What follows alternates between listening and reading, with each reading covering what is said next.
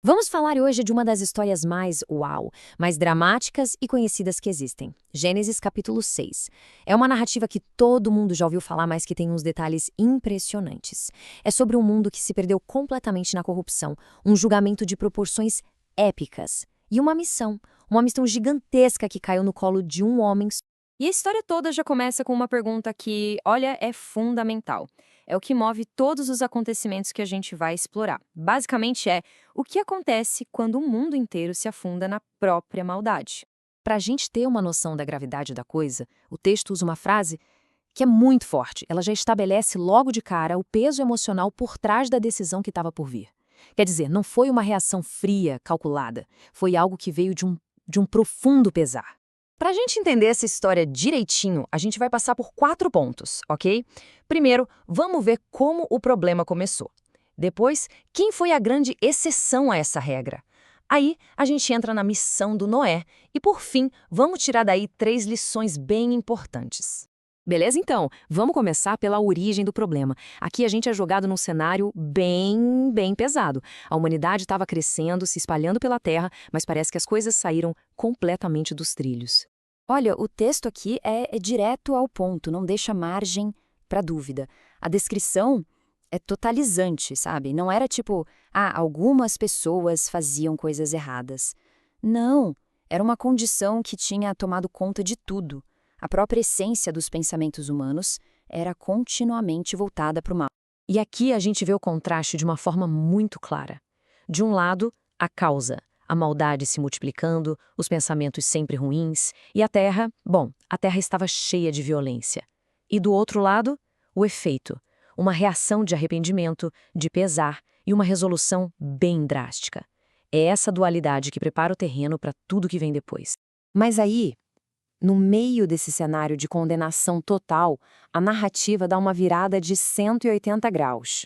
O foco sai do problema que ameaçava o mundo inteiro e se concentra num único ponto de esperança. E só para a gente não esquecer o quão ruim a situação estava, o texto reforça: a terra inteira, corrompida, cheia de violência, um estado que, sinceramente, parecia não ter mais volta. E aí vem a frase que muda tudo. Noé, porém. Essa palavrinha, porém, é o ponto de virada de toda a história. No meio da escuridão total, uma pessoa se destaca. A partir daqui, a história é sobre Noé. Tá, mas quem era Noé? O que ele tinha de tão diferente? O texto o descreve de 3 maneiras principais. Ele era justo, ou seja, correto, perfeito em suas gerações, o que sugere que, para a época dele, ele era um ponto fora da curva, sabe? Íntegro. E talvez o mais importante, ele andava com Deus. Uma expressão que significa um relacionamento próximo, constante. Certo. Então Noé achou graça. E agora? Bom, não foi um evento passivo. Foi, na verdade, o começo de uma missão extraordinária, que veio com uma aliança e uma ordem bem direta.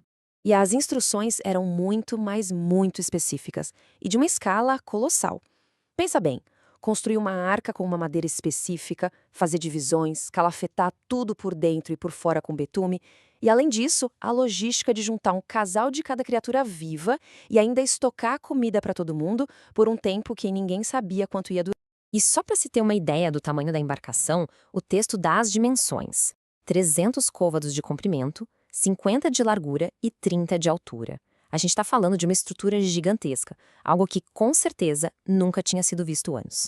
E o ponto crucial é este aqui.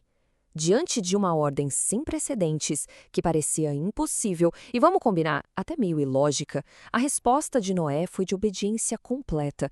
Ele fez exatamente tudo o que Deus lhe ordenou. Então, depois de passar por essa jornada toda, o que a gente pode tirar disso? A história nos oferece pelo menos 3 lições fundamentais que continuam muito atuais. A primeira lição é bem direta: a maldade generalizada tem sim consequências profundas.